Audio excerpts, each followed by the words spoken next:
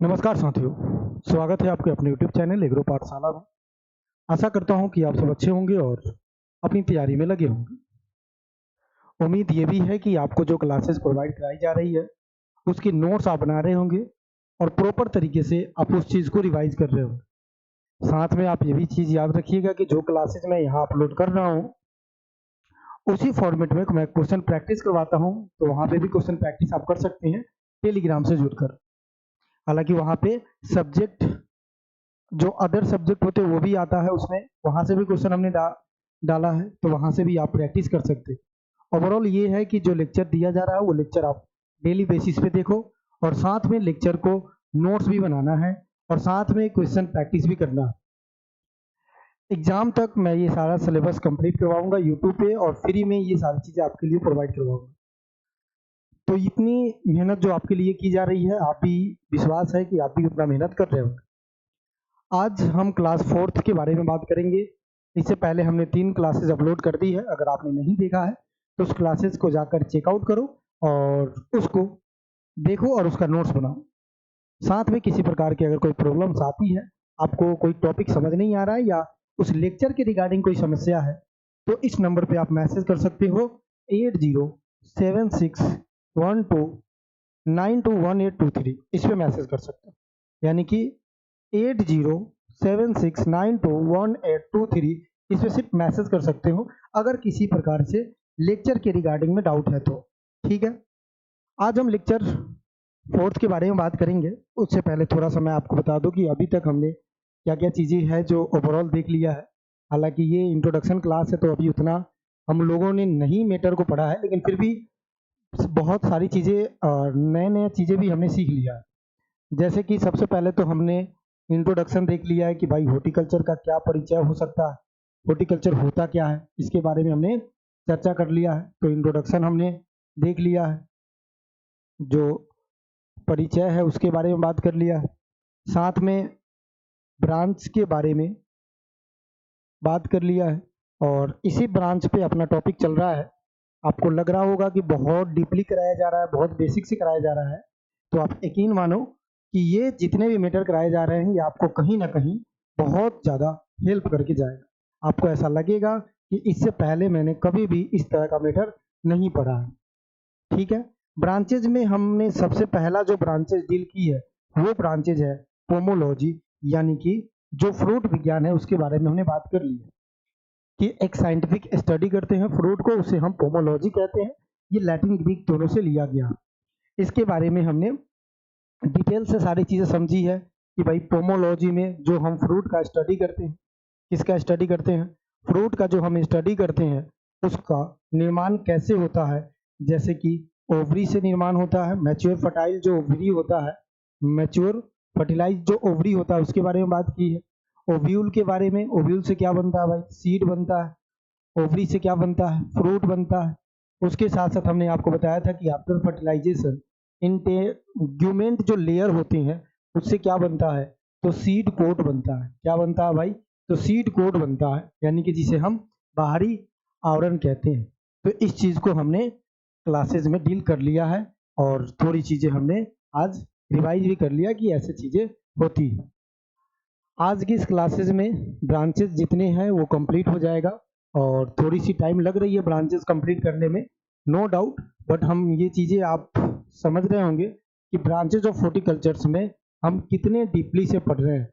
ठीक है, कंटेंट अगर आप देखोगे, अगर आपने लेक्चर नहीं देखा है तो एक बार लेक्चर देख कर बताओ कि कंटेंट जो डिलीवर आपके पास किया जा रहा है वो वाकई में कंटेंट पढ़ने लायक है या नहीं है। और मैं दावे के साथ कह रहा हूँ कि मैंने जितना मेहनत की है पिछले 2 मंथ में, 2 मंथ से क्लासेस आपके पास नहीं मिल रही थी यूट्यूब पे, उसके पीछे का रीजन यही था कि हम पीछे क्या कर रहे थे, तो ये सारी चीज़ें आपके लिए प्रोजेक्ट तैयार कर रहे थे। अब वो समय आया है कि हम आपको ये सारी चीज़ें स्टेप बाय स्टेप डिलीवर करें और फ्री में डिलीवर करें। ठीक है, कई लोगों का मैसेज मैंने देखा है इंस्टा पे मैसेज उन्होंने किया कि अभी बीएचओ का वैकेंसी आया नहीं है और इन्होंने सिलेबस और इन्होंने कोर्स बेचना स्टार्ट कर दिया। तो मैं वैसे भाइयों से कहना चाहूँगा कि सबसे पहली बात तो मैं किसी प्रकार का कोर्स का प्रचार नहीं किया हूँ। अगर आपको लगता है कि मेरे पे विश्वास है कि वैकेंसी आ सकती है, या फिर आपको ऐसा भी लगता है कि फ्री में कंटेंट जो डिलीवर किया जा रहा है उस कंटेंट को हमें पढ़ना चाहिए, ये चीज़ें यूट्यूब पे पहली बार फ्री में ये सारी चीज़ें मिल रही है, वो भी फाउंडेशन क्लासेस। यूट्यूब पे जो क्लासेस मिलती है वो ऐसा मिलता है कि कोई टॉपिक पढ़ा देगा, बीच का कोई टॉपिक प्रोपागेशन पढ़ा देगा और बोलेगा कि संपूर्ण हॉर्टिकल्चर हमने पढ़ा दिया। लेकिन हमने स्टेप बाय स्टेप जितना मुझे आता है, मैं ये नहीं कहता हूँ कि मुझे बहुत ज़्यादा चीज़ें समझ आती है, बट जितना मुझे आता है मैंने वो उतना चीज़ें आपके पास डिलीवर किया है और अब भी और करूँगा। ये सारा सब्जेक्ट करने वाला हूँ, तो कृपया करके इस तरह का मैसेजेस का कुछ रिप्लाई कुछ मत किया करें, वरना जो मेहनत कर रहे हैं तो जिनको फ्री में ये सारी चीज़ें मिल रहा है वो भी मिलना बंद हो जाएगा, तो आपकी वजह से किसी का नुकसान हो जाएगा। तो ये चीज़ें थोड़ा सा क्या करेंगे, दिमाग में रखते हुए चलेंगे। हालांकि ज़्यादा लोगों ने नहीं किया था, बस 1-2 लोगों ने बताया था, वो भी यूट्यूब पे नहीं, इंस्टाग्राम पे। आज देखो क्या बात करेंगे, आज जितने भी रिमेनिंग ब्रांचेज है, रिमेनिंग ब्रांचेज जो पोमोलॉजी के बाद हमें पढ़ना है, उस सारे ब्रांचेज को हम इसमें क्या करेंगे, कंप्लीट करेंगे। तो आशा करता हूँ कि ये सारी चीज़ें आपको समझ में आया होगा। ठीक है, चलिए सबसे पहला ब्रांचेस जो हमने डील किया है वो तो हो ही चुका है। अब दूसरा ब्रांचेस जो है हमारा वो है ओलेरी कल्चर। क्या है दूसरा ब्रांचेस? ओलेरी कल्चर। ठीक है, ओलेरी कल्चर। ओलेरी कल्चर भी जिसके लास्ट में कल्चर लगा हो वो किस शब्द से लिया जाएगा? लैटिन से लिया जाएगा। ठीक है, याद रखेंगे। उसके बाद ये दो शब्दों से मिलकर बना है, ओलेरी प्लस कल्चर। ओलेरी का क्या मतलब होता है? ओलेरी का मतलब होता है फॉट हर्ब। ठीक है, और कल्चर का क्या मतलब होता है? तो कल्टीवेशन होता है। क्या मतलब होता है? कल्टीवेशन होता है। तो अकॉर्डिंग टू सेंटेंस हम क्या बता सकते हैं ओलेरी कल्चर को? अकॉर्डिंग टू सेंटेंस, वाक्य के अनुसार हम क्या बता सकते हैं कि ओलेरी कल्चर जो है एक ब्रांच है और उसमें हम क्या स्टडी करते हैं? तो उसमें पॉट हर्ब के स्टडी को करते हैं। यानी कि हम लिख सकते हैं कल्टीवेशन ऑफ पॉट हर्ब, ये क्या कहलाएगा? तो ये कहलाएगा ओलेरी कल्चर। इसकी डिफिनेशन अगर हम लिखना चाहें तो हम सिंपल ये लिख सकते हैं कि हॉर्टिकल्चर्स का, यानी कि उद्यान विज्ञान का, हॉर्टिकल्चर्स का उद्यान विज्ञान का एक छोटा सा ब्रांच। हालांकि अगर हम बात करें तो सेकेंड नंबर पे सबसे लार्जेस्ट ब्रांच सेकेंड नंबर पे हॉर्टिकल्चर का यही है, एक ब्रांचेज है ओलेरी कल्चर। ओलेरी कल्चर इसके अंदर हम पॉट हर्ब मतलब हर्बेसियस क्रॉप के बारे में पढ़ते हैं। हर्बेसियस क्रॉप के बारे में पढ़ते हैं। ठीक है, जितने भी फ्रूट होते हैं, ये भी आप लिख लेना, जितने भी all vegetables are herbaceous nature. कैसा होता है? तो हर्बेसियस नेचर का होता है, ये याद रखना, साखिए जिसे कहते हैं। तो क्लियर है, हम क्या याद रख सकते हैं कि ओलेरी कल्चर एक लैटिन शब्द से लिया गया है और लैटिन का ओलेरी प्लस कल्चर से लिया गया है। कल्चर्स के साथ साथ इसको हम कल्टस भी बोल सकते हैं। ठीक है, जिसका मतलब होता है पॉट हर्ब के बारे में पढ़ना क्या कहलाएगा? तो ओलेरी कल्चर कहलाएगा। इसमें हम साइंटिफिकली स्टडी करते हैं किसका? वेजिटेबल्स के बारे में स्टडी करते हैं। किसके बारे में? तो याद रखेंगे पॉट हर्ब वेजिटेबल्स के बारे में, वेजिटेबल्स क्रॉप के बारे में स्टडी करते हैं। तो साइंटिफिक स्टडी ऑफ वेजिटेबल्स क्या कहलाएगा? पॉट हर्ब कहलाएगा। ये चीजें आपको पता होनी चाहिए, हो जाएगी। ठीक है, तो ये ओलेरी कल्चर पहला ब्रांच है। अब कल हमने एक चीज आपको बताया था डीपली से कि जो फ्रूट होते हैं ना, फ्रूट होते हैं उसको हम क्या करते हैं? तो सबसे पहले उसमें फ्लावरिंग बर्ड आता है, यानी कि फ्लावर बर्ड्स निकलते हैं उसमें। फ्लावर बर्ड्स होते हैं तो कुछ समय बाद उसमें फ्लावरिंग होगा, क्योंकि बर्ड से क्या होगा? उसमें फ्लावरिंग होगा। फ्लावरिंग बर्ड जब आएगा तो उससे क्या होगा? फ्रूट सेटिंग होगा, तो फ्रूट बनेगा, फ्रूट का सेटिंग होना स्टार्ट हो जाएगा। ठीक है, आफ्टर देन वो क्या करेगा? तो ये मैक्सिमम टू मैक्सिमम अपना ग्रोथ कर लेगा। क्या करेगा भैया? मैक्सिमम टू मैक्सिमम ग्रोथ करेगा। चाहे वो ग्रोथ मैक्सिमम उसके साइज जितना हो सकता है उतना कर लेगा, उसके आयतन, ठीक है, वॉल्यूम में कर लेगा, उसके वेट बढ़ा लेगा। ये मैक्सिमम जो ग्रोथ है किसी भी फ्रूट का उसे हम क्या कहते हैं, फिजियोलॉजिकल मैच्योरिटी कहते हैं। क्या कहते हैं भैया, तो इसको हम फिजियोलॉजिकल मैच्योरिटी कहते हैं, फिजियोलॉजिकल मैच्योरिटी कहते हैं। और जितने भी फ्रूट है उसको हम किस स्टेज पे हार्वेस्ट करते हैं, तो फिजियोलॉजिकल स्टेज पे हार्वेस्ट करते हैं। किस स्टेज पे, फिजियोलॉजिकल स्टेज पे हम इसे हार्वेस्ट करते हैं। और इसमें फिर क्या होगा, ये आगे बढ़ेगा और राइपनिंग होना स्टार्ट हो जाएगा। ठीक है, यानी कि राइप होना स्टार्ट हो जाएगा। याद रखेंगे, इसमें राइपनिंग होना स्टार्ट हो जाता है। और राइपनिंग होना स्टार्ट हो जाता है तो मैक्सिमम जहां हम फिजियोलॉजिकल मैच्योरिटी कह रहे थे और राइपनिंग, तो यहाँ पे फिजिकल और इसमें केमिकल चेंज होता है, फिजिकल और केमिकल चेंजेज होता है।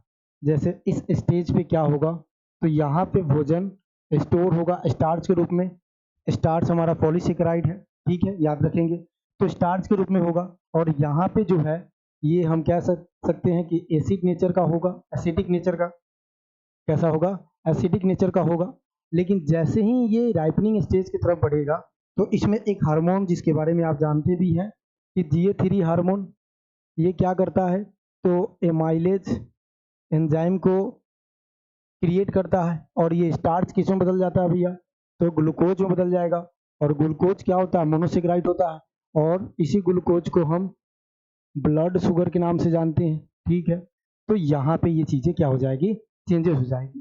तो यहाँ से लेकर यहाँ तक कुछ चेंजेस होती है। फ्रूट जो होता है वो इस स्टेज पे हम क्या करते हैं, हार्वेस्ट करते हैं। ये चीज़ें याद रखना। अब फ्रूट के बारे में बताया तो वेजिटेबल्स के बारे में भी बता दीजिए कि वेजिटेबल्स को किस स्टेज पे हार्वेस्ट करते हैं। तो जो ये फ्लावरिंग बर्ड आप देख रहे हो, क्या देख रहे हो, फ्लावरिंग बर्ड। तो फ्लावरिंग बर्ड से लेकर कहाँ तक, फिजियोलॉजिकल मैच्योरिटी। जैसे मान लो ये है फ्लावरिंग बर्ड से लेकर फिजियोलॉजिकल मैच्योरिटी ये है, तो उसमें फ्रूट सेटिंग आने से भी पहले फ्लावरिंग के बाद एक स्टेज आता है जिसे हम टेंडर स्टेज कहते हैं। कौन सा स्टेज, टेंडर स्टेज कहते हैं। और जितने भी वेजिटेबल्स होता है उसको हार्वेस्ट करते हैं इस स्टेज पे, टेंडर स्टेज पे हार्वेस्ट करते हैं। ठीक है, ये बातें याद रखना। यानी कि हम ओवरऑल बात करें तो हम क्या लिख सकते हैं कि अगर कोई प्लांट में पहले फ्लावर आया और वो फिजियोलॉजिकल जो स्टेज है हमारा, वहाँ उससे पहले एक जो स्टेज क्रिएट होगा जिसे हम क्या कहेंगे, टेंडर स्टेज कहेंगे। टेंडर स्टेज कहेंगे। कौन सा स्टेज कहेंगे भैया, टेंडर स्टेज कहेंगे। ये याद रखना, क्या कहेंगे, टेंडर स्टेज कहेंगे। और इसी को हम कमर्शियली मैच्योरिटी के नाम से जानते हैं। और इसके साथ साथ इसे हम हॉर्टिकल्चर मैच्योरिटी के नाम से जानते हैं। ठीक है, यानी कि वो स्टेज जहाँ पे ये हार्वेस्ट किया जाता है। तो याद रखना कि टेंडर स्टेज पे किसको हार्वेस्ट करते हैं हमेशा, तो वेजिटेबल्स को हार्वेस्ट करते हैं, वेजिटेबल्स को। तो दोनों में क्या अंतर है, वेजिटेबल्स और फ्रूट में, तो अंतर यही है कि दोनों ब्रांच है हॉर्टिकल्चर्स का, लेकिन फ्रूट का हम हार्वेस्ट किस स्टेज पे कर रहे हैं, फिजियोलॉजिकल स्टेज पे। ठीक है, उसके बाद वो राइप होता है तो कंज्यूम किस स्टेज पे करते हैं, राइपनिंग यानी कि राइप स्टेज पे। तो यहाँ लिखना, कंज्यूम तो हम इस स्टेज पे करते हैं बट हार्वेस्ट हमेशा इस स्टेज पे हमें करना होता है। वो अलग बात है कि हम लोग फिजियोलॉजिकल स्टेज पे भी, मैंगो जैसे मैंगो है तो मैंगो को हम कांचा भी खा लेते हैं, बचपन में आपने खाया ही होगा, या आज भी आप बागवानी के पास जाते हैं तो मन करता ही होगा कि आपको ये चीज़ें कंज्यूम करने का। ठीक है, याद रखेंगे। बट अगर हम डॉक्यूमेंट्री, अगर हम थ्योरिकली देखें, हॉर्टिकल्चर पॉइंट ऑफ व्यू से देखें, तो याद रखेंगे कि जो फ्रूट होता है वो फिजियोलॉजिकल मैच्योरिटी पे हार्वेस्ट किया जाता है, जबकि जो वेजिटेबल्स होता है वो हमेशा कमर्शियल मैच्योरिटी, हॉर्टिकल्चर मैच्योरिटी, जिसे हम टेंडर स्टेज के नाम से जानते हैं। किस स्टेज के नाम से जानते हैं, टेंडर स्टेज के नाम से जानते हैं। तो ये बात आपको थोड़ा सा क्या करना है, याद रखना है। हो जाएगा याद, समझ में तो आ गया टेंडर स्टेज क्या होता है, क्लियर है। टेंडर स्टेज, यार क्या हो रहा, तो टेंडर स्टेज याद रखना कि टेंडर स्टेज का मतलब होता क्या है, ये एग्जाम में पूछ दिए जाते हैं। ठीक है, अब एक चीज लिख लो, शायद कहीं पूछ लिया जाए, नोट करके लिख लेना कि what is tender stage. Tender stage अगर आपसे पूछता है तो आप लिखना एनी पार्ट ऑफ प्लांट या फिर crop which harvested at pre required consumer. ठीक है, इस स्टेज पे हार्वेस्ट करते हैं उसे हम क्या कहते हैं, टेंडर स्टेज के नाम से जानते हैं। इस बात को लिख लेना, किस स्टेज के नाम से जानते हैं, तो टेंडर स्टेज के नाम से जानते हैं। ये पॉइंट आपको आनी चाहिए। तो आई थिंक कि आपको वेजिटेबल्स के बारे में पता चल गया होगा कि वेजिटेबल्स क्या होता है। ठीक है, और वेजिटेबल्स को किस स्टेज पे हम तोड़ते हैं। क्योंकि आपने वेजिटेबल्स को टेंडर स्टेज पे तोड़ा है तो याद रखेंगे कि इसका हार्वेस्टिंग स्टेज टेंडर स्टेज ही होता है। आ जाओ तीसरे ब्रांचेस, ये दूसरा ब्रांचेस था, ये तीसरी ब्रांचेस। एक होता है माइक्रो ग्रीन, माइक्रो ग्रीन। ठीक है, ये याद रखना, एक क्या होता है, तो माइक्रो ग्रीन होता है। अब आपको समझ में आना चाहिए कि माइक्रो ग्रीन जैसे शब्द होता क्या है। ठीक है, माइक्रो ग्रीन जैसे शब्द देखो क्या होता है। होता ये है कि मान लेते हैं कि कोई ऐसा क्रॉप हमने लिया, कोई ऐसा क्रॉप हमने लिया, इस वाले टैब में क्या किया हमने, इसको रख दिया। अब ये जर्मिनेट होगा, जर्मिनेट होगा, जर्मिनेट होकर इसमें क्या होगा, तो ये धीरे धीरे फ्रूटिंग की तरफ बढ़ेगा। तो वो स्टेज को हम माइक्रो ग्रीन बोलते हैं, या वैसे क्रॉप को जो माइक्रो ग्रीन बोलते हैं, जिसको जर्मिनेशन के तुरंत 7 से लेकर 21 या कहीं कहीं बुक में आप देखोगे तो 7 से 14 डेज आफ्टर सोइंग हम क्या कर लेते हैं, हार्वेस्ट कर लेते हैं। हम क्या करेंगे, हार्वेस्ट कर लेते हैं भैया, हार्वेस्ट कर लेते हैं। क्यों हार्वेस्ट करते हैं, क्योंकि ये समय तो फ्रूट बना नहीं है, फिर भी हम क्यों कंज्यूम कर रहे हैं, क्योंकि ये इनिशियल पीरियड पे है। इसमें न्यूट्रिशन वैल्यू क्या होगा, ज़्यादा होगा। इसमें क्या होगा, न्यूट्रिशन वैल्यू ज़्यादा होगा। तो माइक्रो ग्रीन जो होता है उसके फीचर्स के अगर बारे में आप बात करोगे क्या होता है, तो हाई वैल्यू फंक्शनल जो फूड होता है उसके बारे में बात किया जाता है। ठीक है, high nutrition nutritional functional fruit, उसको हम माइक्रो ग्रीन कहते हैं। सिंपल सिंपल हम क्या याद रखेंगे कि एक ऐसा क्रॉप या फिर फंडामेंटल जो है फंक्शनल फंक्शनल क्रॉप हम लिख सकते हैं, या वेजिटेबल्स लिख सकते हैं। ठीक है, या फिर फ्रूट भी लिख सकते हैं, कोई दिक्कत नहीं होगा। एग्जाम्पल की अगर हम बात करें तो एग्जाम्पल याद रखना, मेलन इसका एग्जाम्पल हो जाएगा। आज क्या करना, जैसे ये क्लास अगर देख रहे हो तो गूगल पे जाकर सर्च करना कि माइक्रो ग्रीन क्या होता है, वो आपको बहुत क्लियरली बता देगा। आपको डिफिनेशन नहीं पढ़ना है, डिफिनेशन तो हमने बता ही दिया कि कोई क्रॉप जब जर्मिनेशन के 7 से कितने दिन, तो 21 दिन या फिर 7 से 14 दिन के अंदर में उसको हार्वेस्ट कर लेते हैं। उसको कंज्यूम करने के लिए इसमें जो न्यूट्रिशन वैल्यू है वो काफ़ी अधिक होता है। इसको हम क्या कहते हैं, माइक्रो ग्रीन कहते हैं। तो ये चीज़ें आपको याद रखना है। इसके एग्जाम्पल भी हमने बता दिया, तो ये याद रखना। अगला ब्रांच तीसरा हो गया। चौथे ब्रांच की अगर हम बात करें तो फ्लोरिकल्चर। चौथा ब्रांच हमारा क्या है उसको लिखना, फ्लोरिकल्चर। चौथा ब्रांच क्या भैया, फ्लोरिकल्चर। क्या होता है ये फ्लोरिकल्चर, तो पढ़ लेते हैं कि फ्लोरिकल्चर क्या होता है। हेडिंग डालो 4th नंबर, फ्लोरिकल्चर दिख रहा है। चल, फ्लोरिकल्चर लास्ट में कल्चर लगा है, तो याद रखेंगे किस शब्द से है भैया ये, तो ये भी लैटिन शब्द से लिया गया। किस शब्द से, तो लैटिन शब्द से लिया गया है, याद रखेंगे। ठीक है, थोड़ा सा क्लियरली लिख देता हूँ, लैटिन शब्द से लिया गया है। 2 शब्दों से मिलकर बना है। कितने शब्दों से मिलकर बना है, 2। एक तो है फ्लोरस, या फिर हम उसको फ्लोरी कहते हैं। ठीक है, दूसरा जो है वो है कल्चर, या फिर हम इसको कल्टस कहते हैं। कल्चर का क्या मतलब होता है सर, कल्चर का मतलब तो आप सब पहले से ही जानते हैं, बेसिक चीजें, कल्टीवेशन खेती करना। और फ्लोरस का मतलब क्या होता है, फ्लावर। यानी कि कल्टीवेशन ऑफ फ्लावर क्या कहलाएगा भाई, तो कल्टीवेशन ऑफ फ्लावर कहलाएगा। ये क्या कहलाएगा, तो याद रखेंगे कल्टीवेशन ऑफ फ्लावर का मतलब होता है फ्लोरिकल्चर। तो हम एक लाइन में लिख सकते हैं, क्या लिख सकते हैं, इसके डिफिनेशन को लिख सकते हैं। डिफिनेशन क्या होगा, अकॉर्डिंग टू सेंटेंस, वाक्य के अनुसार, इसका जो डिफिनेशन होगा ये हो जाएगा कल्टीवेशन ऑफ फ्लावर। ठीक है, इसको हम क्या कहते हैं, तो इसको हम कहते हैं फ्लोरिकल्चर। आ गया समझ में?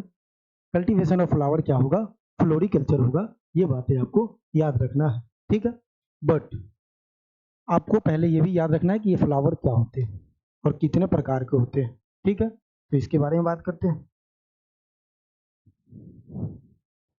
फ्लावर, एक मिनट सही से लिख देता हूँ।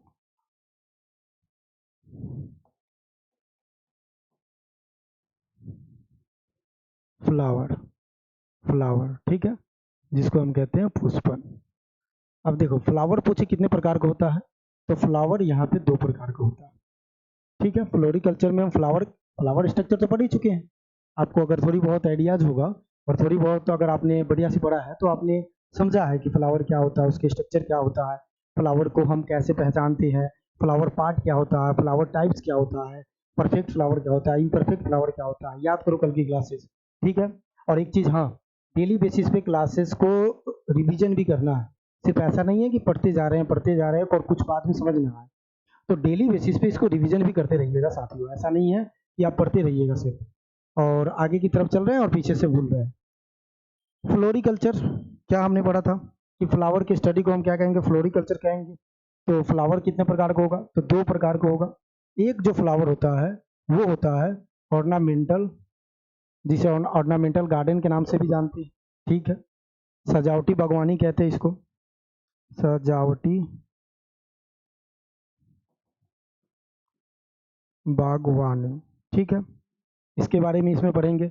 दूसरा जो होगा वो हमारा होगा commercial flower. Commercial flower, commercial flower का मतलब क्या होगा, व्यापारिक पुष्प, व्यापारिक पुष्प, याद रखें, ठीक है। तो 2 प्रकार के हमारे पास फ्लावर है। पहला फ्लावर का नाम है ऑर्नामेंटल गार्डन्स, इसमें पढ़ते हैं। सजावटी बागवानी, तो उसमें भी फ्लावर्स ही सजाओगे ना, तो उसके बारे में पढ़ लेंगे। उसके बाद इसमें हम किसके बारे में पढ़ेंगे, उसके बाद हम पढ़ेंगे इसमें कमर्शियल फ्लावर के बारे में। आ गया समझ में? अब अगर आपसे पूछता है कि बताइए भैया फ्लोरिकल्चर क्या है, तब अब आप क्या कहोगे, इसको इसीलिए बताया है, हालांकि इन दोनों को हम डीपली पढ़ेंगे। अब अगर हमें डिफिनेशन देना हो, किसकी डिफिनेशन देना हो, फ्लोरिकल्चर की, ठीक है, परिभाषित करना हो, परिभाषित। देखो यार, अगर हिंदी इंग्लिश में दिक्कत है ना तो बताना जरूर, ठीक है। इंग्लिश में तो दिक्कत नहीं होने देंगे, हिंदी में दिक्कत है तो बताना जरूर, ठीक है। कई बार मैं हिंदी नहीं लिख रहा हूँ क्योंकि मुझे पता है कि इतना हिंदी तो आप जानते ही हैं, और नो डाउट इंग्लिश और हिंदी कोई मैटर नहीं करता है। लैंग्वेज तो कभी बैरियर होना ही नहीं चाहिए।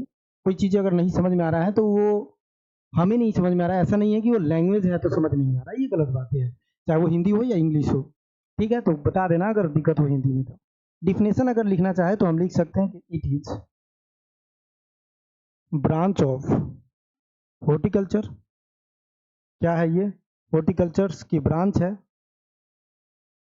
इन विच, या ऐसे लिख सकते हैं, with deals about flower cultivation. और इस फ्लावर कल्टीवेशन में 2 प्रकार के आ जाएंगे, एक ornamental garden, ornamental garden and commercial flower, ठीक है। तो अभी हम इसको क्या लिख सकते हैं, अगर अभी अभी हमें इसको लिखना हो कि इसका परिभाषा क्या है हिंदी में, तो हम क्या लिख सकते हैं कि यह एक उद्यान विज्ञान की शाखा है जिसके अंदर हम पुष्पन तथा उसके प्रकार जैसे कि सजावटी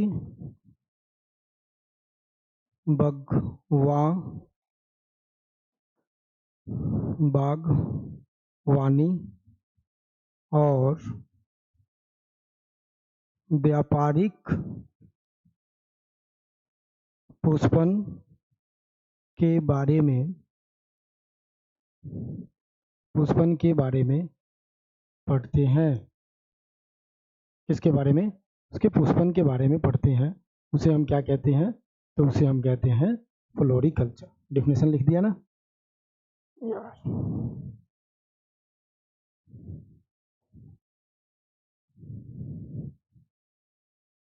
चलो, तो उसे हम क्या कहेंगे?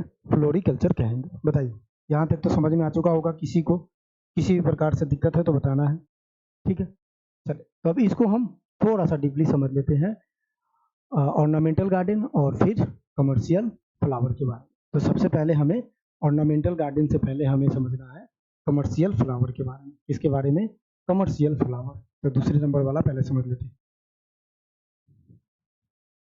कमर्शियल, या फिर यही समझ लेते हैं, क्योंकि ना दोनों थोड़ा सा आसान हो जाएगा। इसको हटा देते हैं, डिफिनेशन तो लिख ही चुका होगा आपने। चलो आ जाओ, इसको यहाँ समझ लेते हैं, ठीक है। इसको थोड़ा सा जूम आउट कर देते हैं। क्या हो जाता है कभी कभी, चलाने नहीं आ रहा क्या मेरे को? आ जाओ, हद है यार। चलिए, यहाँ तक समझते हैं कमर्शियल और ऑर्नामेंटल, ठीक है। ऑर्नामेंटल और कमर्शियल जो है ना, ये भी दो प्रकार के होते हैं। कितने प्रकार के होते हैं? दो प्रकार के होते हैं। एक अगर हम बात करें, ए नंबर पे, तो ये होगा कट फ्लावर। क्या होगा भैया? Cut flower. पहला हमारे पास कमर्शियल का टाइप आ गया, कट फ्लावर, ठीक है। दूसरा लूज फ्लावर, बी में लिखना आप लोग लूज फ्लावर, ठीक है। बी में क्या लिखोगे? Loose flower. तो इसको थोड़ा सा जूम आउट कर लेते हैं और समझते हैं। ये तो ऑर्नामेंटल है, तो हमें पता होना चाहिए कि इसमें हम सिर्फ ऑर्नामेंटल फ्लावर के बारे में पढ़ेंगे, ठीक है। किसमें? ऑर्नामेंटल फ्लावर के बारे में पढ़ेंगे। यहाँ जो पर्पस होगा वो कैसा होगा? तो ऑर्नामेंटल होगा। इसमें हम पढ़ेंगे कि ऑर्नामेंटल के फादर कौन है। फादर, तो इसमें हम जानेंगे एम.एस. रंधावा साहब के बारे में, ठीक है, जिसको इन्होंने बताया था, इसलिए फादर ऑफ ऑर्नामेंटल गार्डन भी कहते हैं। फिलहाल हम लूज फ्लावर और कट फ्लावर को थोड़ा सा एक्सप्लेन करते हैं, ठीक है। फिर हम आगे की तरफ बढ़ते हुए चलेंगे। लूज फ्लावर और कट फ्लावर के बारे में थोड़ा सा एक्सप्लेन आपको हम कर रहे हैं, तो यहाँ पे समझना लूज फ्लावर का क्या मतलब होता है और कट फ्लावर का क्या मतलब होता है। देखो, कट फ्लावर का मतलब ये होता है कि ये जो कट फ्लावर है वो कटा होगा, यानी कि फ्लावर विथ स्टेम। क्या हो जाएगा? फ्लावर विथ स्टेम, ठीक है। यानी कि ऐसे ये फ्लावर है, ऐसे ये फ्लावर है, और इसके अंदर ये छोटा सा स्टेम है, ठीक है। सही नहीं बनाया तो सही बना देता हूँ। मान लो कि ये स्टेम है छोटा सा और ये इसका फ्लावर है, ठीक है।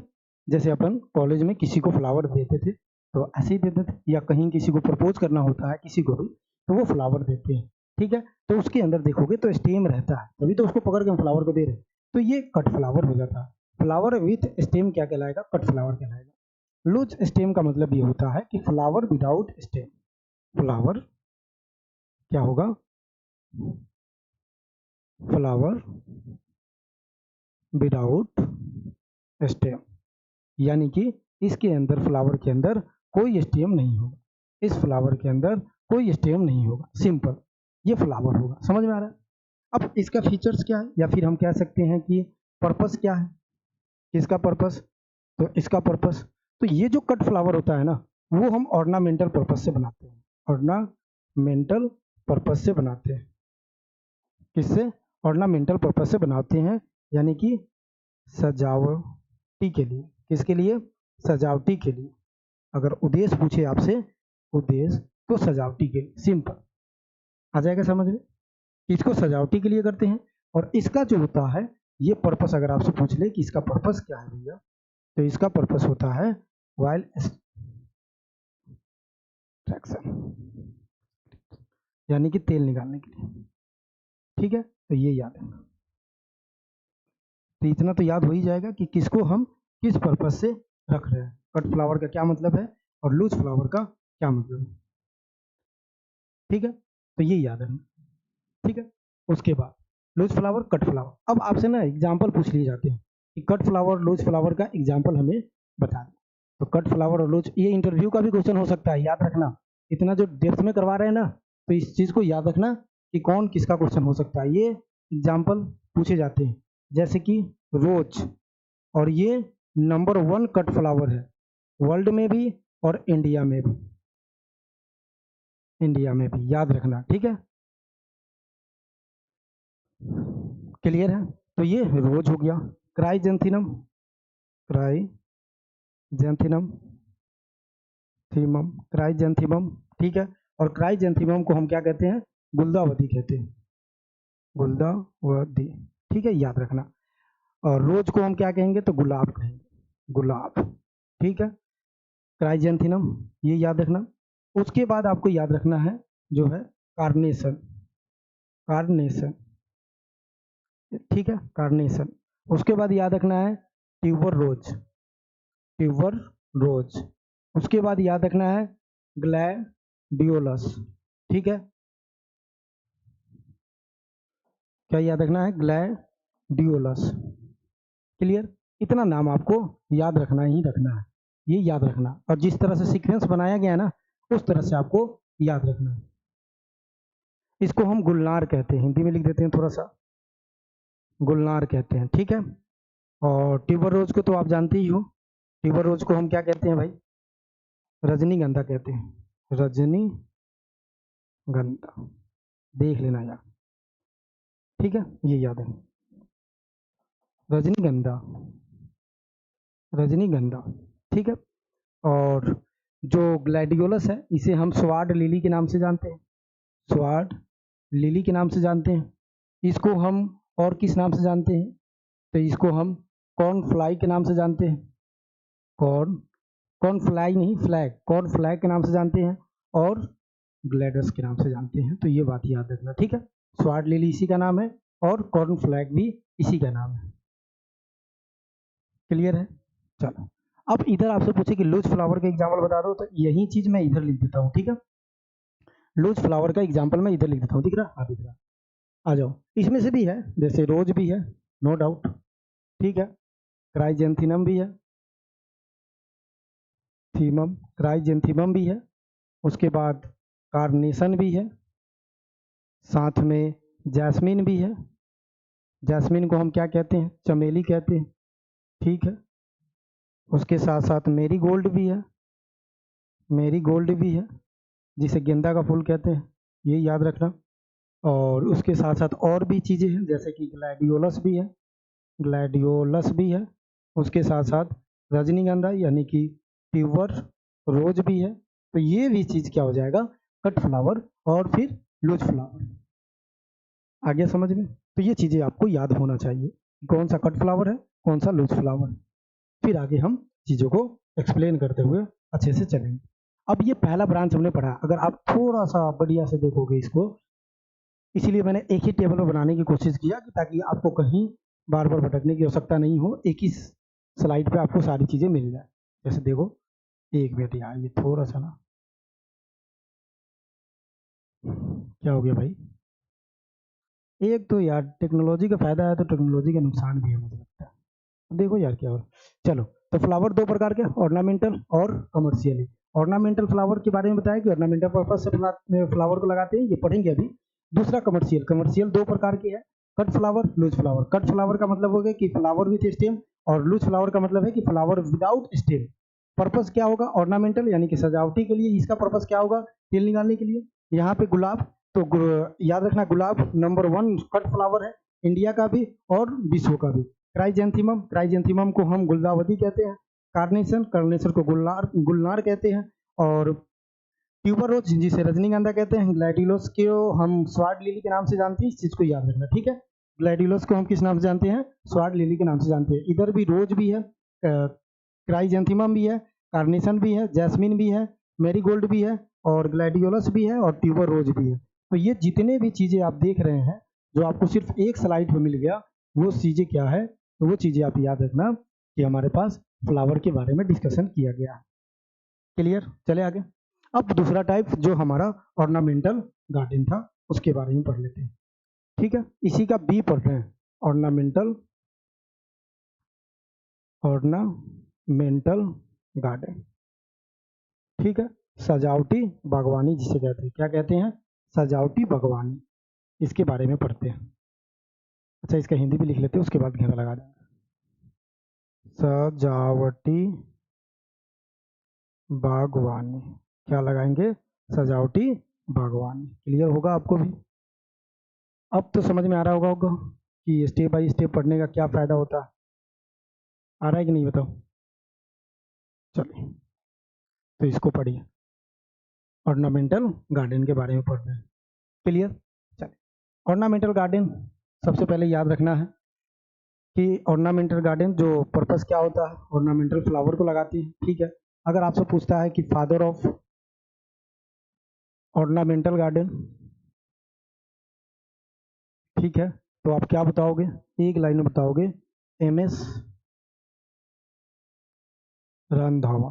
ठीक है, याद रखना, एमएस रंधावा, ये बहुत बड़ी हस्ती है। इनका नाम सिर्फ हम फ्लावरिंग में ही नहीं, बल्कि बहुत ऐसे जगह जानते हैं, लेकिन हम हॉर्टिकल्चर वाले हैं और एग्रीकल्चर वाले हैं, तो स्पेशली हम इनके बारे में इतना जानते हैं कि इनको फादर ऑफ क्या कहते हैं, तो ऑर्नामेंटल गार्डन के फादर माना जाता है। Also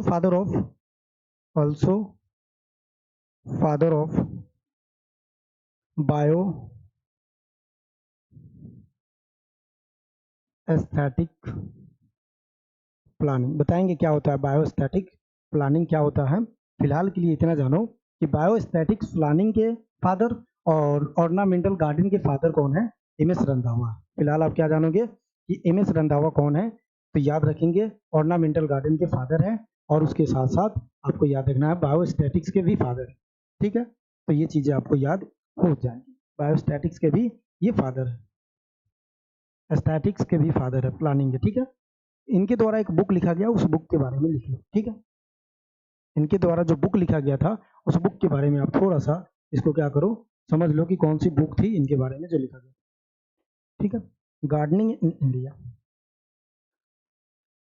gardening in India. ठीक है, इसके बारे में याद रखना। उसके साथ साथ जो आप रोज गार्डन के बारे में जानते हो थोड़ा सा, ठीक है, rose garden of Chandigarh, rose garden of Chandigarh, क्या है, रोज गार्डन ऑफ चंडीगढ़ इन्होंने ही डिजाइन किया था। क्लियर है? उम्मीद करता हूँ कि ये चीजें आपको समझ में आ गई होगी। आपको अब आगे की तरफ चलना है और आगे का जो भी हमारे पास, ठीक है, इनके द्वारा एक और बुक है गार्डनिंग थ्रू ऑफ एज, तो चलो ठीक है, उतना बुक याद मत रखना, गार्डनिंग इन इंडिया याद रखना। उसके साथ साथ रोज गार्डन ऑफ जो चंडीगढ़ का है उसके बारे में भी आपको थोड़ा सा याद रखना। अब बात की थी ना यहाँ पे बायोस्टैटिक्स प्लानिंग क्या होता है, उसके बारे में बात कर लेते हैं। बायो स्टैटिक प्लानिंग क्या होता है, बायोस्टैटिक्स प्लानिंग क्या होता है, ठीक है, इसके बारे में एक एक पॉइंट लिखते चले जाना मेरे भाई, छोड़ना किसी को नहीं। ठीक है, हाँ, इतना इम्पोर्टेंट है बायोस्टैटिक्स प्लानिंग। देखो सिंपल, ये खुद ही बता देगा ये प्लानिंग क्या है। बायो, ठीक है, और एस्थेटिक, ठीक है, प्लानिंग दो है। बायो का मतलब होता है कि लिविंग ऑर्गेनिज्म, क्या मतलब होता है, लिविंग ऑर्गेनिज्म। ठीक है, सजीव जो प्राणी है उसके बायो कहते हैं, यही कहते हैं लिविंग ऑर्गेनिज्म। अब बायो में दो चीजें होती हैं, बायो लिविंग ऑर्गेनिज्म की बात करें तो दो चीजें होती हैं। पहला अगर हम बात करें तो एनिमल्स, अभी समझो सिर्फ, यानी कि जानवर, और दूसरा अगर हम बात करें तो प्लांट, यानी कि पौधे या पेड़ पौधे जिसे हम कहते हैं। ठीक है, अब जो एनिमल्स है ना उसको हम क्या नाम देते हैं, फ्लोरा कहते हैं। क्या कहते हैं, सॉरी फौना कहते हैं। एनिमल जो है उसे हम क्या कहते हैं, फौना कहते हैं। फौना कैसे याद होगा सर, फौना और फ्लोरा? तो इसमें डबल ए है, डबल ए मतलब एनिमल याद रख लेना। मैंने अपने अनुसार से बता रहा हूँ, आप अपने अनुसार से याद रख सकते हैं। हालांकि ये हम 9th-10th से ही पढ़ते हैं कि जो फौना होता है वो एनिमल होता है, फ्लोरा होता है वो क्या होता है, प्लांट होता है। तो यहाँ पे क्या हो जाएगा, फ्लोरा हो जाएगा, फ्लोरा। तो फ्लोरा रिस्पेक्ट करता है प्लांट से, यानी कि एक ऐसा प्लानिंग, एक ऐसा डिजाइन जहाँ पे कुछ प्लांट को भी सजाया जाएगा, ठीक है, जहाँ पे कुछ प्लांट को भी सजाया जाएगा और जहाँ पे कुछ एनिमल स्ट्रक्चर भी बनाया जाएगा और एनिमल्स का यूज भी कर लिया जाएगा, कुछ एनिमल्स का यूज कर लिया जाएगा। तो प्लांट प्लस एनिमल को यूज करके जो हम प्लानिंग करके गार्डन बनाते हैं, उस गार्डन को हम क्या कहते हैं भैया, तो उसे हम कहते हैं बायोस्टैटिक्स गार्डन या बायोस्टैटिक्स प्लानिंग, ठीक है। और बायोस्टैटिक्स प्लानिंग के फादर पूछे तो फिर से वही चीजें हमें लिख देना है, MS रंधावा, ठीक है, याद रखना। क्लियर होगा आपको, उम्मीद करता हूँ। चलिए आगे चलें, आज पूरा ब्रांच समाप्त करेंगे, चाहे उसके लिए कुछ टाइम क्यों ना लगे। अब आपको अगला ब्रांच जो लिखना है वो शायद 5वें नंबर की ब्रांच है, देख लेना, अगर 6ठे नंबर का होगा तो 6ठा नंबर लिख लेना। अगला जो ब्रांच लिखना है आपको वो लिखना है विटीकल्चर, विटीकल्चर। अगला ब्रांच क्या लिखना है आपको भैया, विटीकल्चर। क्या होता है समझते हैं, क्या होता है समझते हैं। देखो ये भी लैटिन शब्द से लिया गया है, एक तो होता है विटी और एक होता है कल्चर। क्या होता है, बीटी और कल्चर। बीटी का मतलब होता है वाइन, ठीक है, ये याद रखना। वाइन का मतलब होता है लाता, गलत लिख दिया, लाता। और कल्टीवेशन आप जानते हैं, यानी कि कल्टीवेशन ऑफ वाइन, जितने भी क्रॉप है उसे हम क्या कहेंगे, उसे हम बीटी कल्चर कहेंगे। समझ में आ गया? तो लाता वाली जितने भी क्रॉप है उसको ग्रो करना क्या कहलाएगा, तो विटीकल्चर कहलाएगा, यानी कि स्टडी ऑफ वाइन प्लांट या फिर क्रॉप, ये क्या कहलाएगा, तो विटीकल्चर कहलाएगा। अब वाइन क्या क्या है समझ लेते, ठीक है, समझ लेते इसको थोड़ा सा, आ जाओ, ठीक है। जैसे कि ग्रेप्स यानी कि अंगूर, ठीक है। जैसे कि आप स्ट्रॉबेरी, स्ट्रॉबेरी, ठीक है, ये भी इसके अंदर आ जाता है। जो ग्रेप्स है ना उसका प्रोसेसिंग करके हम क्या बनाते हैं, तो याद रखना क्या बनाते हैं भाई, तो शराब बनाते हैं, यानी कि वाइन बनाते हैं। इसका प्रोसेसिंग करके, इसका स्पेशली प्रोसेसिंग करके क्या बनाया जाता है, तो वाइन बनाया जाता है। ये चीज़ें आपको क्या करना है, याद रखना, ठीक है। उसके साथ साथ इसमें आप कीवी को भी लिख सकते हैं, इसमें आप पैशन फ्रूट को भी लिख सकते हैं, पैशन फ्रूट को लिख सकते हैं, ठीक है, स्ट्रॉबेरी को हटा देना, पैशन फ्रूट को भी लिख सकते हैं। तो ये 3 नाम, यानी कि इस प्रकार के क्रॉप को अगर हम ग्रो कर रहे हैं, सिर्फ ग्रो कर रहे हैं, समझना ध्यान से, आगे पढ़ेंगे कि ग्रेप्स से वाइन बनाने की प्रोसेस को हम अलग नाम दे देते हैं। सिंपल ये है कि इस प्रकार के क्रॉप को आप अगर कल्टीवेशन करते हो उसको आप क्या कहोगे, तो विटीकल्चर कहोगे, उसे आप क्या कहोगे, विटीकल्चर कहोगे। इस बात को याद रखना, क्या कहोगे, विटीकल्चर। एक शब्द आपने सुना होगा वाइन गार्ड, वाइन गार्ड। तो वाइन गार्ड का मतलब क्या हुआ, यानी कि ग्रेप्स गार्ड मतलब गार्डन। तो ग्रेप्स के गार्डन को हम वाइन गार्ड के नाम से जानते हैं। क्लियर है, ठीक है। तो याद रखना इस तरह के, सिर्फ इस तरह के क्रॉप, यानी कि ग्रेप्स हो गया, कीवी हो गया, उसके बाद पैशन फ्रूट हो गया, उसको ग्रो करना क्या कहलाएगा, विटीकल्चर कहलाएगा। और ये ग्रेप्स को हम प्रोसेसिंग करके, इंडस्ट्रियल करके, मतलब प्रोसेसिंग करके उसको हम क्या बनाते हैं, तो वाइन यानी कि शराब बनाते हैं।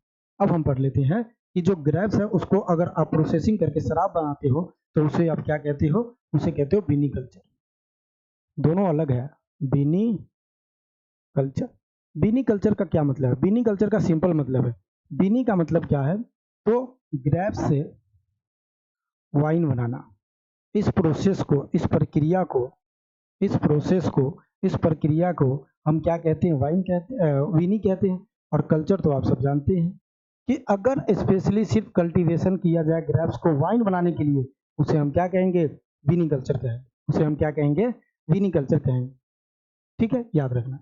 तो हम इसे क्या लिखेंगे, स्टडी ऑफ ग्रेप्स वाइन। ठीक है, इसको याद रखना। ठीक है, पहले हमने क्या किया, क्रॉप को ग्रो किया, इसमें से हम क्या करेंगे, मटेरियल निकालेंगे और उसको प्रोसेसिंग करके क्या बनाएंगे, वाइन बनाएंगे। और वाइन बनाने का यानी कि ग्रेप्स से वाइन बनाने की प्रोसेस को हम क्या कहते हैं, विनिकल्चर कहते हैं। इस बात को याद रखना। स्टडी ऑफ ग्रेन वाइन्स को हम क्या कहेंगे, तो विनिकल्चर, हाँ विनिकल्चर कहेंगे। क्या कहेंगे, विनिकल्चर कहेंगे, याद रखना।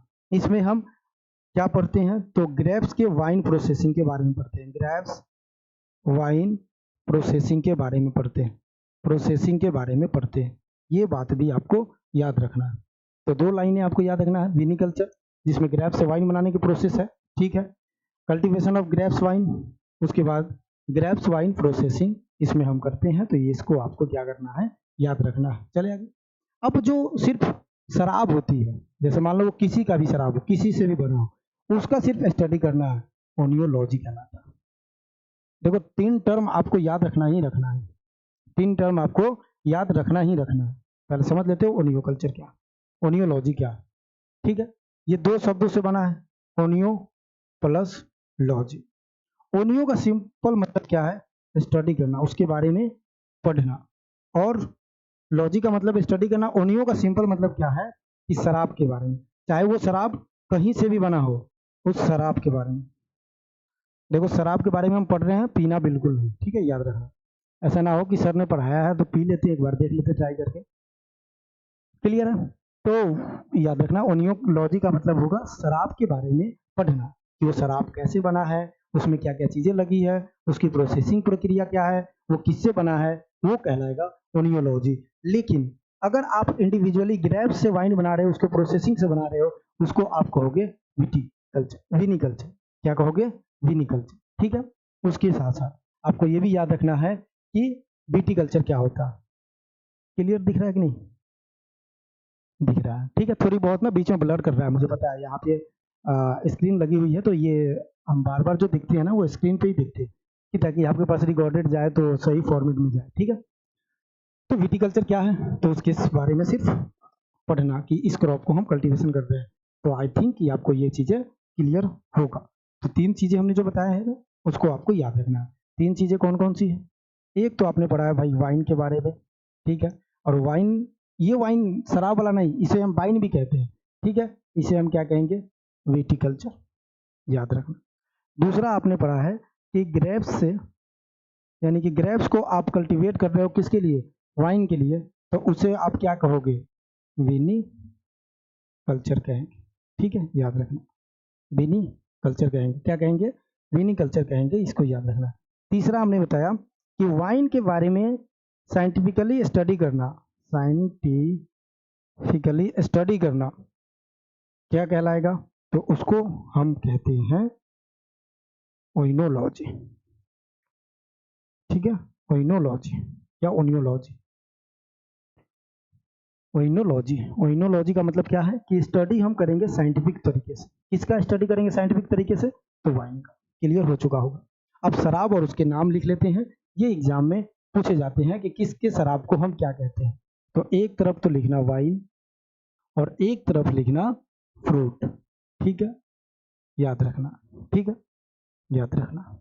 चलो भाई लिख लेते हैं। सबसे पहले अगर हम बात करें, सबसे पहले अगर हम बात करें शराब के बारे में, तो याद रखना मस्कट शराब, मस्कट, ये किससे बनता है, ये मस्कट शराब किससे बनता है, तो याद रखना जो ग्रेप से शराब बनता है ना, उसको हम मस्कट कहते हैं। याद होगा, ये क्वेश्चन पूछे जाते हैं, याद रखना। ठीक है, एप्पल से जो शराब बनता है उसको हम साइडर के नाम से जानते हैं, या सीडर के नाम से। जो किससे बनता है, एप्पल से बनता है। क्लियर है, सेब से बनता है। ये चीज़ें याद रखना, किससे बनेगा, सेब से बनेगा। ये चीज़ें आपको याद रखना। उसके साथ साथ पियर की अगर हम बात करें, तो इससे क्या बनता है, पेरी बनता है। तो पेरी शराब जो होता है वो किससे बनता है, पियर से बनता है। क्लियर है, ये चीज़ें याद करते चले जाना। उसके साथ साथ अगर हम बात करें मीड, ये किससे बनेगा? तो हनी से बनेगा। शहद से जो बनता है उसे हम मीड के नाम से बुलाते हैं, ठीक है। उसके साथ साथ एक होता है MOND, मोड, यानी कि ये किससे बनता है? Flower of mahua. Flower of mahua किससे बनता है भैया? तो महुआ जो होता है उसके फ्लावर से बनता है। महुआ हम लोग गांव में कितना यूज भी करते थे, ठीक है। लेकिन हाँ, ये मत कह देना कि शराब में शराब भी है ये महुआ वाली शराब, मोहर नहीं, ये चीजें याद रखना। और महुआ सिंह को तो आप जानती ही हो, ठीक है। चलो ये जोक सपाट, आगे हम चलते हैं। उसके बाद ये हमारे पास क्या आ जाए?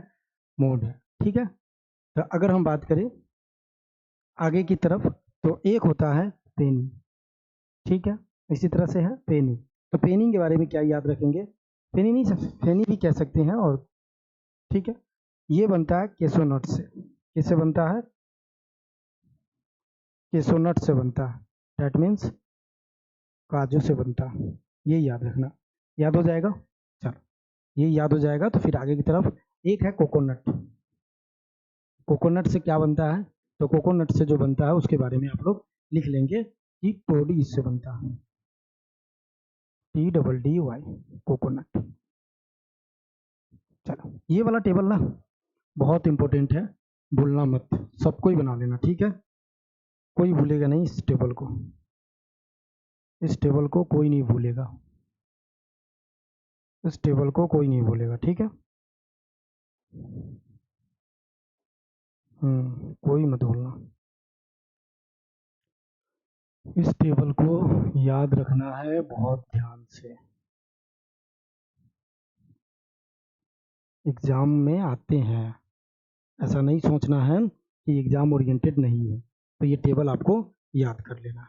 चले आगे, चलिए अगली ब्रांच की तरफ चलते हैं। और अगला जो ब्रांच है, वो जो ब्रांच हमारा होने वाला है, उसमें आप क्या याद रखेंगे? पहले उसके बारे में ना थोड़ा सा आपको बता देता हूँ। एक होता है स्पाइसेस, ठीक है। एक होता है एरोमेटिक, और एक होता है मेडिसिन, मेडिसिन क्रॉप, ठीक है। स्पाइसेस यानी कि मसाला, अब मसाला, एरोमेटिक सुगंधित, मेडिसिन औषधि, देख लेना यार ये थोड़ा सा मुझे गलत लग रहा है, ठीक है। औषधि, औषधि, ठीक है। और ये जो तीनों शब्द है ना, ये जो तीनों शब्द आप देख रहे हो, ये कैसे शब्द है? तो याद रखना ये तीनों शब्द जो है वो लैटिन का शब्द है। किसका शब्द है? लैटिन भाषा से लिया गया। यहाँ पे लिख देता हूँ, लैटिन भाषा से लिया गया। किस भाषा से लिया गया है? लैटिन भाषा से लिया गया। यहाँ तक तो याद ही होगा। अब जो एरोमेटिक और स्पाइसीज क्रॉप आप देख रहे हो ना, ये जो दो क्रॉप है, इसका मेन पर्पस तो है किसके लिए? वाइट के लिए। मेन पर्पस तो यही होता है।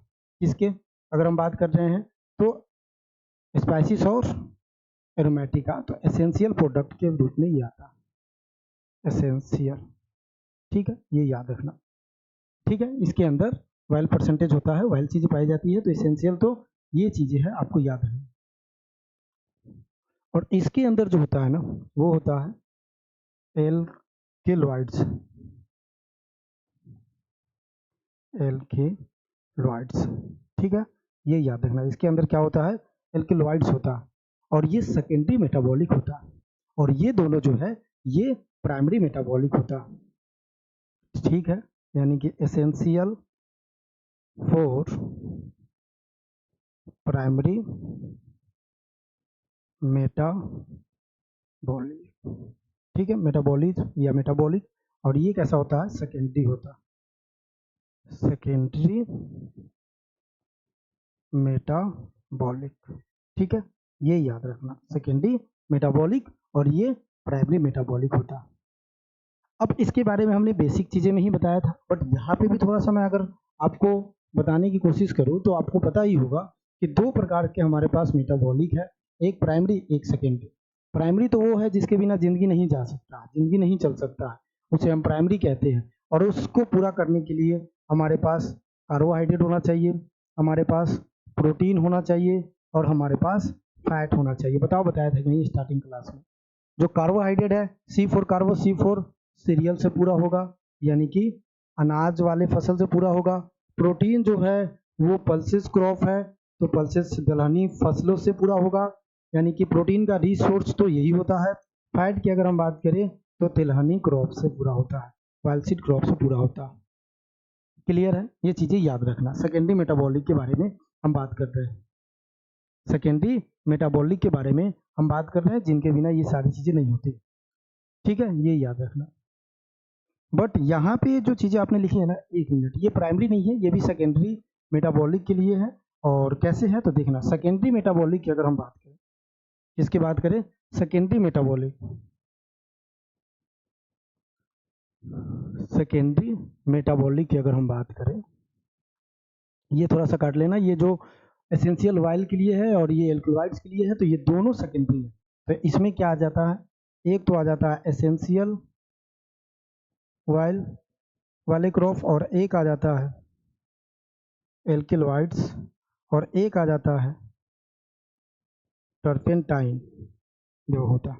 ये चीज़ें होती है। तो सेकेंडरी मेटाबॉलिक और प्राइमरी मेटाबॉलिक ये प्राइमरी मेटाबॉलिक है, जिनके बिना जीवन यापन सही नहीं होगा, और ये सेकेंडरी मेटाबॉलिक है। ठीक है, याद रखना, याद रखना इस चीज़। ठीक है, ये प्राइमरी और ये सेकेंडरी मेटाबॉलिक होती है, याद हो जाएगा आपको। तो ये चीज़ें आपको याद रखना होगा। ठीक है, चलो अब जो हमारे पास एक चीज़ ये भी याद रखेंगे, मान लो कि एरोमेटिक क्रॉप है, तो इसका कोई भी पार्ट हम यूज करते हैं, any part of plant, any part of, एक मिनट कॉल है, एनी पार्ट ऑफ प्लांट, याद रखना। ठीक है,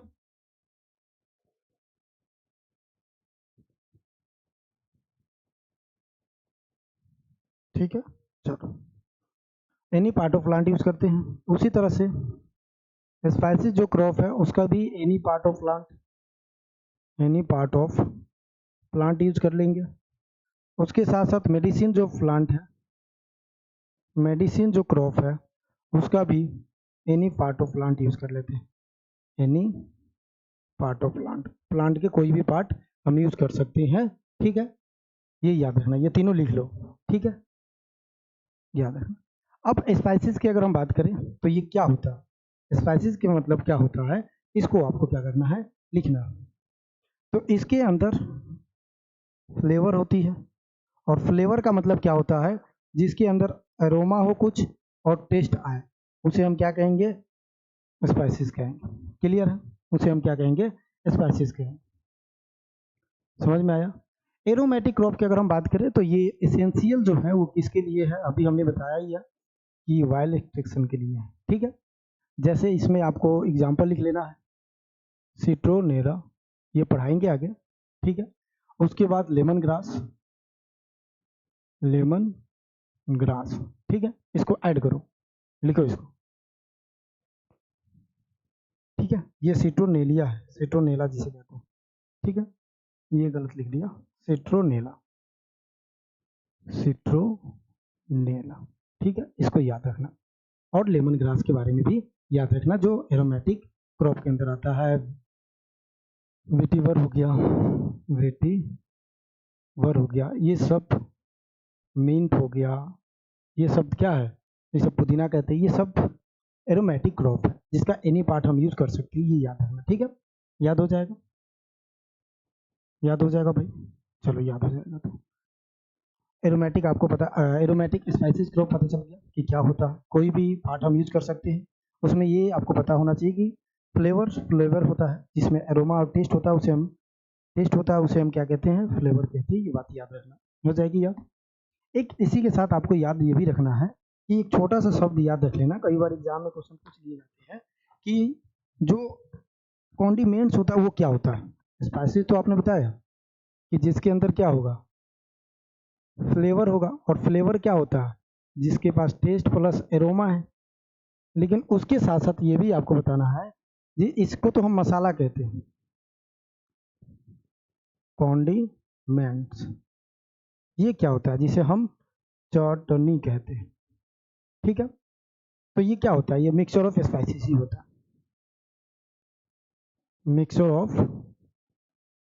स्पाइसेस होता है। ठीक है, मसालों का मिश्रण होता है, जो आप रोड पे खाते हो ना, मसालों का मिश्रण। ठीक है, ये याद हो जाएगा आपको शायद। ठीक है, चलो तो ये याद रखना। ठीक है, मिक्सचर ऑफ मसाला होता है।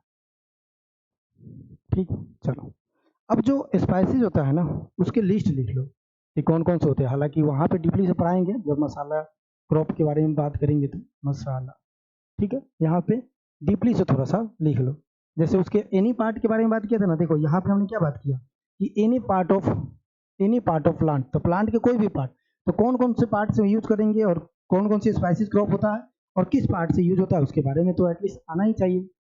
सबसे पहले एरिल के बारे में लिखो, जो उसके सीड के आसपास के चीजें होती हैं। ठीक है, जिसको हम मेघ के नाम से, जावित्री के नाम से जानते हैं, जावित्री के नाम से जानते हैं, जावित्री के नाम से जानते हैं, याद रखना। ठीक है, ये हो गया। एक होता है सीड स्पाइसिस। सीड स्पाइसिस आप सब जानते हैं, जिसके अंदर क्यूमीन आ जाएगा, उसके साथ साथ कोरिएंडर आ जाएगा, कोरिएंडर आ जाएगा। ठीक है, ये चीजें याद रखना। फेनल आ जाएगा,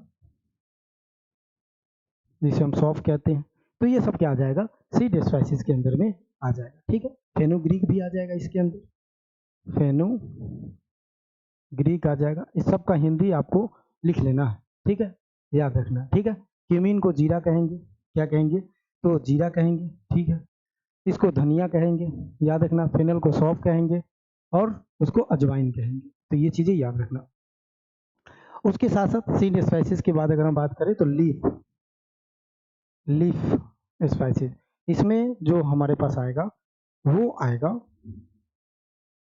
वेरी लीफ, या बे लीफ इसे कहते हैं। बेरी लीफ नहीं, क्या कहेंगे, बे लीफ कहेंगे। और बे लीफ को ही हम तेज पत्ता के नाम से जानते हैं, तेज पत्ता, तेज पत्ता, तेज पत्ता। ठीक है, बे लीफ आएगा, ये याद रखना। ठीक है, उसके बाद कर लीफ, इसको हम करी लीफ कहते हैं, कर लीफ नहीं, सॉरी, क्या लीफ, कर लीफ, करी लीफ, करी लीफ। ठीक है, करी लीफ किसे कहते हैं, तो लिख लेना। इसको हम मीठा नींबू के नाम से जानते हैं, मीठा, मीठा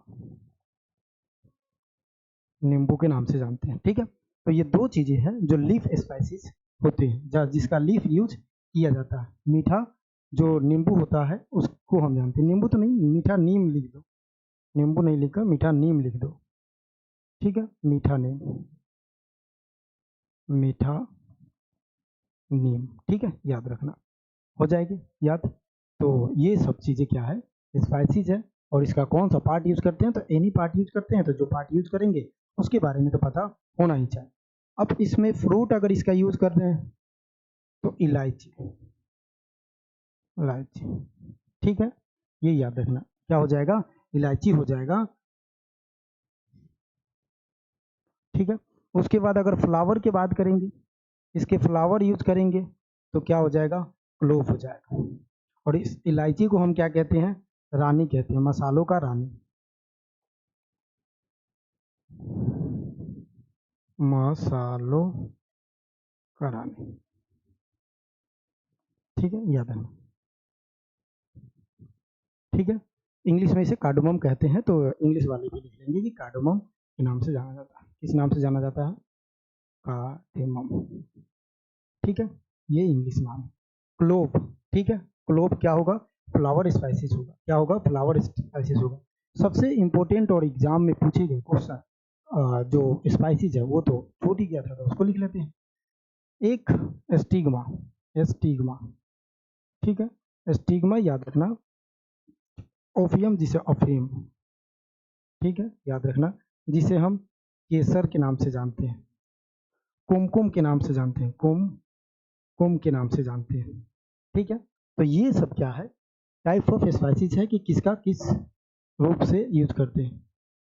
जफरान के नाम से भी जानते हैं, एक हिंदी में नाम है जफरान, इसको हम जफरान के नाम से जानते हैं। ठीक है, जफरान के नाम से जानते हैं। यार ये गलत हो गया ना, जफरान के नाम से जानते हैं।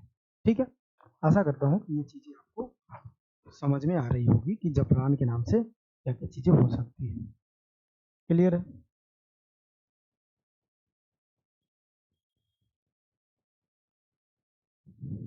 ठीक है, तो सैफरॉन के बारे में, अच्छा ऑफियम लिख दिएगा। चलो तो सैफरॉन ये याद रखना, ठीक है, हो जाएगा। अफीम कब से स्पाइसेस हो गया? सैफरॉन होगा, ठीक है, याद रखना, थोड़ा सा मिस्टेक हो गया। तो 1 2 3 4 5 6 ये क्या है? स्पाइसेस क्रॉप, याद हो जाएगा। तो ये भी ब्रांच हमारा क्या हो गया? क्लियर हो गया। ये भी ब्रांच हमारा क्या हो गया? क्लियर हो गया। अब हम बात कर लेते हैं मेडिसिनल प्लांट्स के बारे में, मेडिसिनल क्रॉप के बारे में। मेडिसिनल क्रॉप, देखो ये क्लासेस थोड़ी सी ज़्यादा हो सकती है, बट याद रखना ये क्लासेस आज पूरे ब्रांच क्लियर करना है, इसलिए थोड़ी सी ज़्यादा हो रही है। हमने क्या बोला भाई, इसके अंदर क्या पाया जाएगा?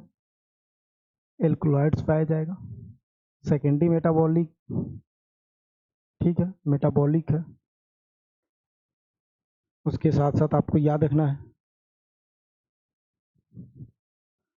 एनी पार्ट यूज क्या कर सकते हैं? Any part of plant, plant का कोई सा पार्ट भी हम क्या कर सकते हैं? इसका यूज कर सकते हैं, कोई दिक्कत नहीं होगा। ठीक है, याद रखना। अब उसी तरह से जिस तरह से स्पाइसेस था उस तरह से इसके अलग अलग क्या हो गए? मेडिसिन होंगे। तो इसको अलग लिख लेते हैं या इसी में लिख लेते हैं, अलग कितना ही लिखेंगे। ठीक है, इसको साइड में रख देता हूँ, दिख रहा है ना? चलो इधर रख देता हूँ, इधर आ जाओ भाई, इधर आ जाओ, तो नीचे आ जाओ। चलो इधर ही लिख देता हूँ, ठीक है। तो एक एक करके आपको नोट्स करना है और लिखना है। लीफ और पॉड की बात करें, अगर लीफ या ये छोटे से जो होती हैं, ठीक है, या फिर पॉड की बात करें तो इसके बारे में आपको लिखना है। क्या लिखना है भाई? तो सेना लिखना। सेना जो मेडिसिन क्रॉप है उसके लीफ एंड पॉड वाला पार्ट यूज करते हैं, ठीक है, ये याद रखना। पहला चीज हो गई कलर चेंज, और दूसरा चीज होगा रूट वाला पार्ट, रूट, सफेद मूसली, ठीक है, इसको लिखना। इसका अनदर नेम बताना जरा अगर आपको याद है तो, ठीक है, आपसे थोड़ा सा क्वेश्चन भी तो कर ले। अश्वगंधा भी लिख लेना इसके अंदर, अश्वगंधा, क्या लिखोगे? अश्वगंधा लिखोगे, ठीक है, ये रूट वाला पार्ट हो गया। उसी तरह से फ्रूट वाला पार्ट, फ्रूट यानी कि उसके फल का अगर हम बात करें तो यहाँ उसका फल क्या हो जाएगा? अफीम हो जाएगा, ओपियम हो जाएगा, ठीक है, याद रखना क्या हो जाएगा?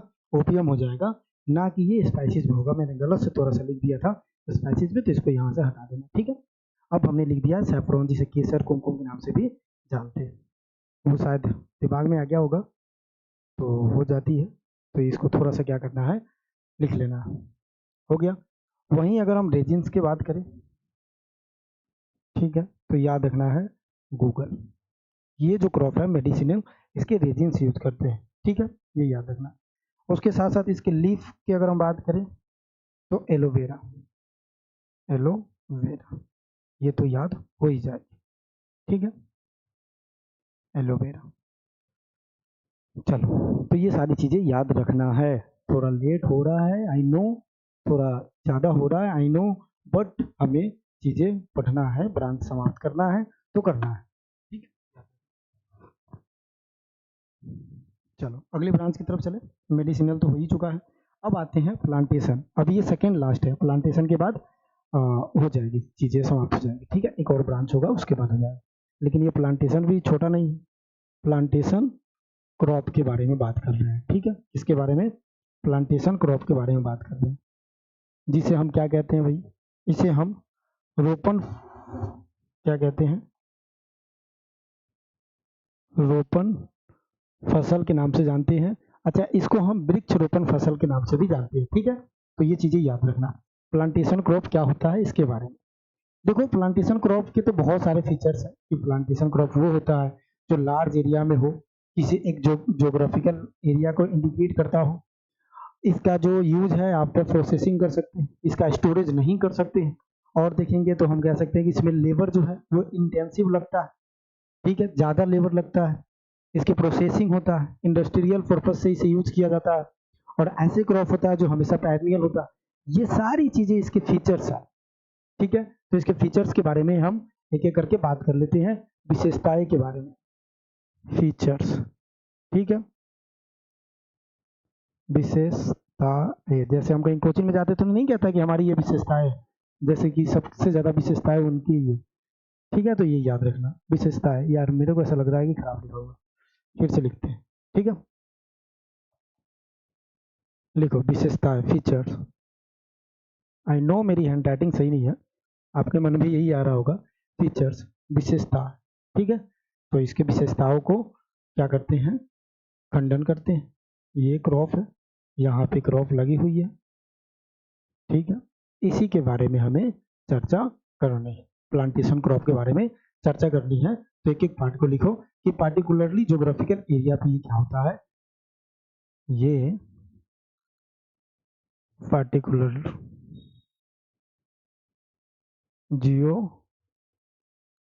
Geographical area, geographical area. ठीक है, उसके बाद अगर हम बात करें तो ये लार्ज एक्सटेंसिव एरिया होगा, लार्ज एक्सटेंसिव एरिया। सिर्फ एरिया, एक्सटेंसिव मतलब अधिक, इंटेंसिव मतलब कम। ठीक है, note, can not be storage, ऐसे लिखेंगे, क्या लिखेंगे, कैन नॉट बी स्टोरेज या can't storage. Use after processing, इसका यूज जो है वो हम प्रोसेसिंग के बाद ही कर सकते हैं, इस चीज को याद रखना। ठीक है, और इसके साथ साथ हम क्या लिखेंगे कि लेबर इसमें इंटेंसिव लगता, लेबर इंटेंसिव। ठीक है, याद रखना, समझ रहे हो, तो लेबर इंटेंसिव हमें इसमें लगाना होता है। तो ये फीचर्स हम लिख रहे हैं। ठीक है, और फीचर्स क्या है, तो और ये है कि ये बहुत नेसेसरी है, इम्पोर्टेंट, या फिर हम कह सकते हैं नेसेसरी फॉर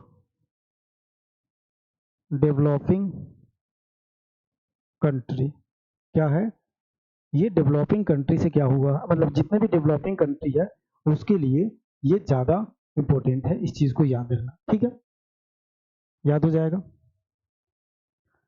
इतना तो याद हो ही सकता है। ठीक है, उसके साथ साथ हम लिख सकते हैं और इंडस्ट्रियल, ये रिलेटेड है, इंडस्ट्रियल रिलेटेड है। ठीक है, और इस क्रॉप को अधिकांश अगर करके अगर हम बात करें तो मैनेज जो करता है, मैनेज्ड बाय कोऑपरेटिव